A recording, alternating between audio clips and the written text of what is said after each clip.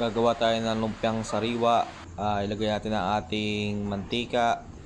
Ilagay natin ang ating bawang.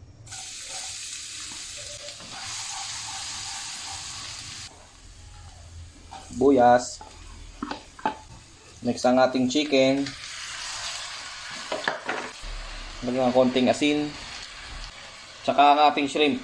2 kilo yan. Pinagkasya ko lang sa isang box. Then paminta. Nantay natin maluto yung ating manok. Tsaka natin lalagay ang ating mga gulay. Mga 3 minutes.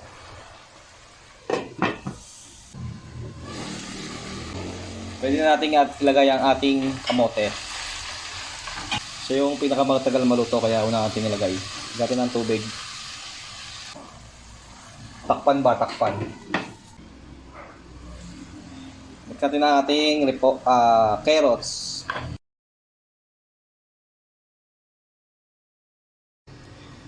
Next natin ang ating bituelas.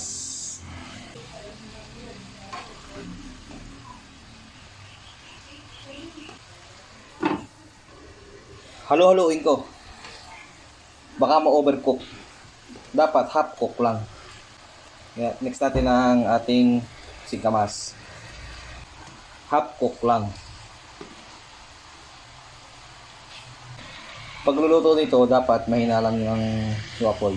Hindi siya kalakasan. Kasi tutuyo agad yung tubig niya. Tsaka dapat alaga sa halo. At ang halo dapat puro pa ilalim para hindi magkaputol-putol ang ating salad. Mali pala, ang ating lumpia. Pagod natin mga kamingot. Next, lagyan natin ang ating repolyo.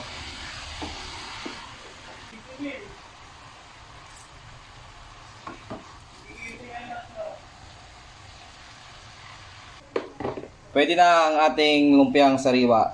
Cornstarch. Isang mangkok lang yan. Wala pa siyang apoy kasi pag inapoyan mo yan, hindi na magandang tignan yan.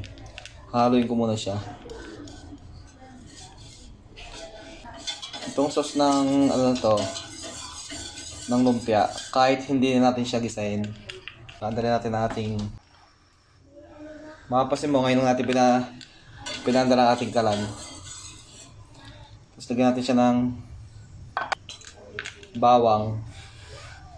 Ganito lang karami yung bawang natin. Sugar. Paminta.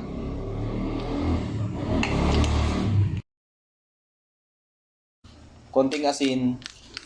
Betchin. Dapat yung ganito alaga sa halo kasi cornstarch yan. Mamumuo yan pagka hindi nahalo. Hindi mo siya titigilan hanggat hindi siya kumukulo. So mamumuo yan. Lalagyan natin siya ng konting toyo.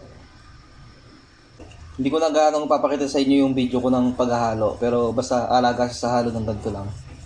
Para hindi siya mamumuo. Kasi masyadong hahaba yung ating video pagka pinakita ko pa itong paghahalo. Yun.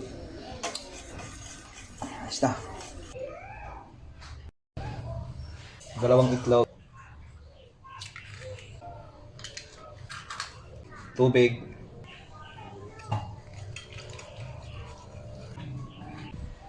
Yan, nahalo na natin. Sasali natin siya dito. Lagyan natin ng konting mantika.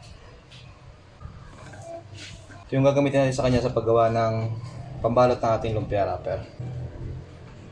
Ito natin yun.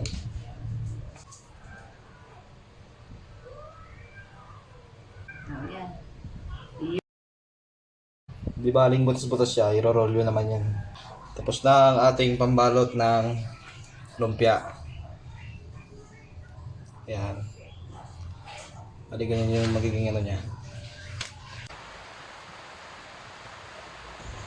Yan, bali 2 kutsarang gulay lang yung nilagay ko dyan sa paggawa ng lumpia.